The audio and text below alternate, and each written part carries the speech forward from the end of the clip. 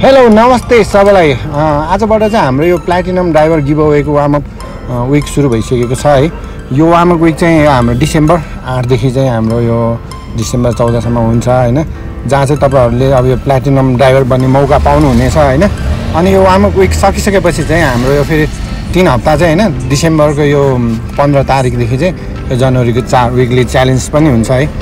यो तपाईहरुले कम्प्लिट गर्नुपर्ने हुन्छ है, जसमा चाहिँ तपाईहरुले यो अब बाइक राइडर र हाम्रो यो क्याब ड्राइभर दुवैजनाले चाहिँ 50 राइड भन्दा बढी लिनुपर्ने हुन्छ हैन।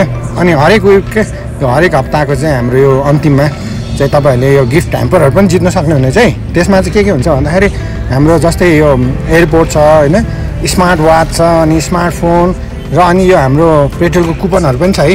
अनि त्यसपछि चाहिँ अब तपाईहरुले यो वार्म अप विकदेखि चाहिँ सबै विकसम्म चाहिँ आफ्नो प्लाटिनम स्ट्याटसलाई चाहिँ मेन्टेनेन्स गर्नु र हैन, अनि मिनिमम राइड भन्दा बढी लिनु भयो भने चाहिँ तपाईले चाहिँ हाम्रो यो इभी एक्सप्रेस भन्ने छ नि कार, त्यो पनि जित्न सक्नुहुन्छ। अनि बाइक छ, त्यो बाइक पनि जित्न सक्नुहुनेछ है।